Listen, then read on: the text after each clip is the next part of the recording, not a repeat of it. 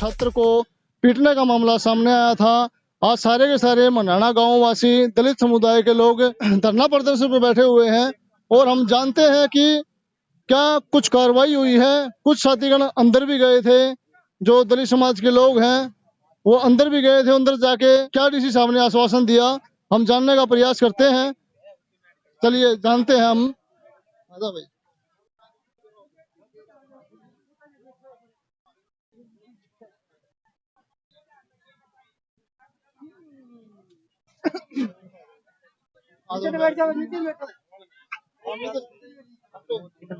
इनकी बोलो। हाँ हाँ, नमस्कार जी सर जी। नमस्कार जी। तो आप अंदर गए थे, जो मंडाना गांव का जो ये मामला है, हाँ जी। जहाँ पर ये जो बच्चे को पीटने का मामला सामने आया है, तो आप आज धरना प्रदर्शन के ऊपर जो आपने जो भी मांगे अपनी सौंपी है, उसके ऊपर डीसी साहब ने क्या आश्वासन दिया? ऐसा है, कुल मिलाकर अभी लिपा पोती चल रही है। एडीसी साहब ने कुछ दमदार बात करी है, एक्शन लिया है और उससे एक्शन में एडीसी साहब ने कहा कि कल हम स्कूल में आएंगे आपके पास और दोनों पार्टियों को बुला करके हम पूछेंगे भाई ये क्या, इसमें कितनी सच्चाई है। हम तो चाहते हैं भाई सच्चाई को जान करके दोषियों पर कार्रवाई होनी चाहिए। और ये जो लिपा पोती है पुलिस की, ऐसी एक्ट इसमें नहीं लगा पुलिस ने।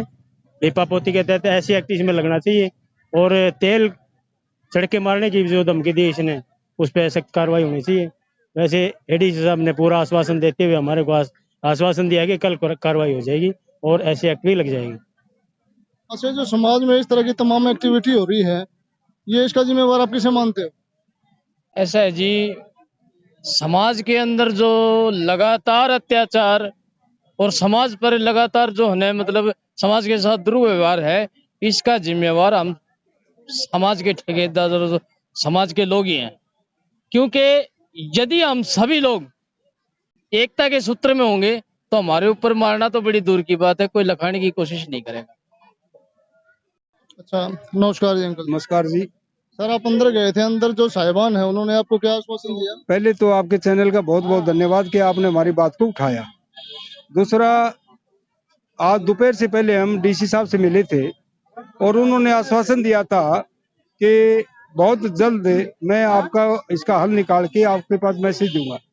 उसके बाद उनका इंतजार करने के बाद में हम डी साहब से जब मिले तो डी साहब ने कहा कि मैंने सारी बात डी साहब से की है और आप एडीसी साहब से इस बारे में संपर्क करें। फिर हमने डीएसपी हेडक्वार्टर से संपर्क किया, क्योंकि एसपी महोदय भिवानी में मौजूद नहीं थे, क्योंकि एक्ट का प्रोविजन एक्ट लगाना एसपी डीएसपी का काम है। तो एसपी की एब्सेंस में हमने डीएसपी हेडक्वार्टर से मुलाकात की है। तो क्या आप डीएसपी साहब ने जो आपको आश्वासन दिया, क्या आप उससे संतुष्ट हो? हाँ, उससे संतुष्ट है। उन्होंने चौकी इंचार्ज को हटाने की बात कही है और एक्ट को लागू करने की बात कही है कि आज ही हम लगा देंगे और चौकी इंचार्ज को हटाओ वहां से और किसी को लगाओ। तो क्या कल से आप अपने बच्चों को स्कूल भेजेंगे? इतने दिन हो गए आपने बच्चों को स्कूल भी नहीं भेजा है। कल सुबह 10 बजे एडीसी राहुल नरवाल जी ने कहा है कि मैं गांव में आऊंगा और वहाँ पीसीआर भी लगेगी और मैं खुद जाके बच्चों को स्कूल में लेके जाऊंगा और आपको भरोसा दिलाऊंगा किसी बच्चे के साथ, किसी आदमी के साथ कोई ज्यादती नहीं होगी। ये उन्होंने भरोसा दिलाया है। और कल हम सभी लोग मनाना में जाएंगे, बच्चों को स्कूल में ले जाएंगे और इनको इस बात का भरोसा दिलाएंगे हम आपके साथ है। सारे सामाजिक संगठन, सारी पार्टियों के लोग उनके साथ कंधे से कंधा मिलाकर काम करेंगे।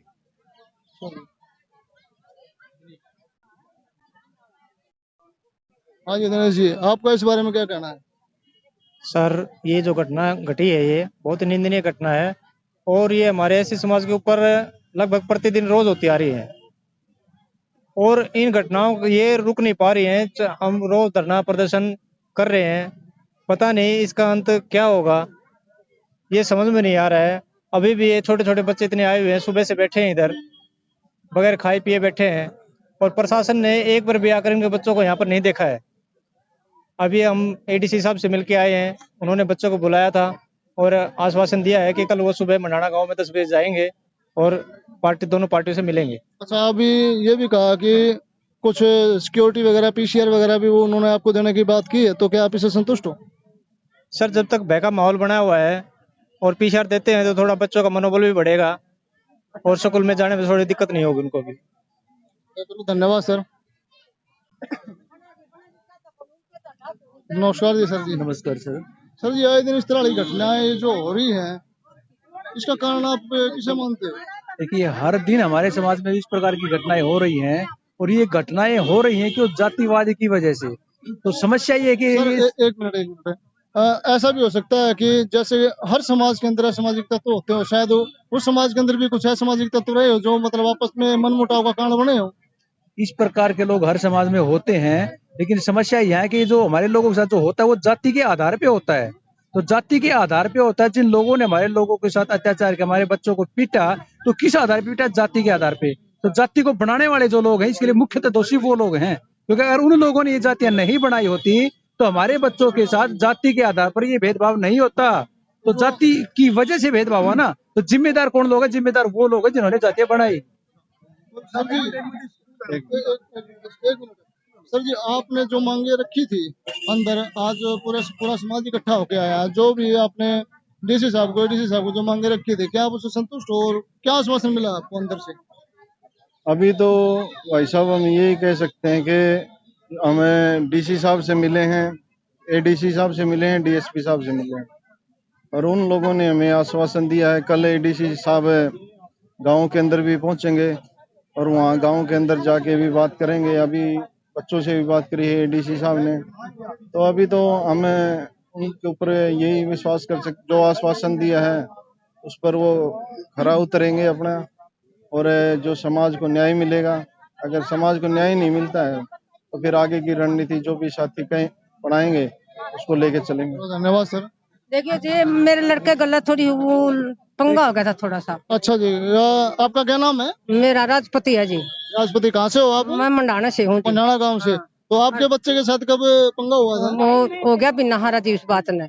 बाकी मैं बोल नहीं सकी थी इस मैच में आके, मैं भी थोड़ा हारी दम हाथ आ गया मन ने भी। अच्छा जी। के मैं बोली कुछ मन की मैं कही है, मैं बार रोटी आमदार थी, मेरे लड़के से पंगा आ गया था। मन आके मैं बोली पड़ोसन ने, बे तू मार दंदी कुछ कया है तो थानेदार की थोड़ी हुआ कर, थानेदार से तो सो मना नहीं बेरा पता जी कि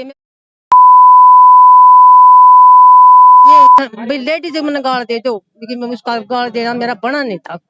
यही है गाली मेरे को काटी। गाली आपको किसने दी? उसने सच्चो से थानेदार से मना नहीं बेरा उसका भी। मतलब हाँ, थाने के अंदर आपको हाँ, मतलब ऐसे अल्फाजों से नवाजा गया? चौकी से हाँ, कौन सी चौकी से? मुंडाल चौकी में हाँ। मेरा हाँ हाँ पिछाड़ दूंगी उसको, मैं पिछाड़ दूंगी कि मैं 2000 रुपये दे के मेरा लड़का मरवा दे। मेरा लड़का गलत बोला तो बेशक मारती हो, फिर मेरे से गाली काट मेरे लुगाई है लेडीज ला करी मेरे मार दे तो मैं कुछ भी कर सकूं। ये मानस भी गाल देते मेरे को। चलो देखिए, कहीं ना कहीं पुलिस प्रशासन से भी ये जो माताजी है परेशान है और नाराज है। और अभी हम जानते हैं तो नमस्कार सर जी। नमस्कार जी। और हाँ एकदम बढ़िया। आप ये बताएं, जो आप अंदर गए थे अभी, जो साहिबान ने जो आश्वासन दिया है, आप उससे संतुष्ट हैं? देखो जी, संतुष्ट तो तब होंगे जब इनके खिलाफ जो है ना एट्रोसिटी लगेगी। दूसरी बात, एडीसी साहब ने दिया है आश्वासन, वो कल गांव आ रहे हैं, तो गांव के जो मौजूदा आदमी जिनके सामने जो घटना हुई थी उनसे वो मिलेंगे और कानूनी कार्रवाई के लिए जो है ना आगे वो बोलेंगे कानूनी कार्रवाई करने। चलिए धन्यवाद।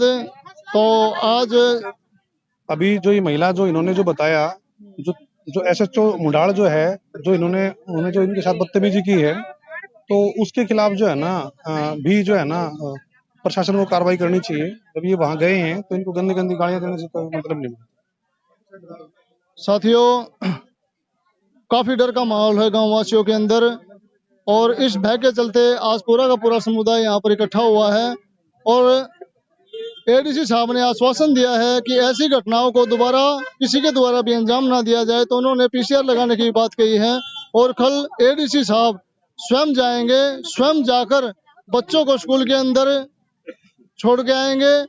और एडीसी साहब का आश्वासन है कि सभी बच्चे अपने अच्छे से पढ़ाई करें और पढ़ाई पर ही ध्यान दें। पूरी की पूरी सुरक्षा एडीसी साहब ने मुहैया कराने का आश्वासन दिया है सभी लोगों को। तो साथियों, आप बने रहिए हरियाणा बोल न्यूज के साथ। एक खास मुलाकात। धन्यवाद।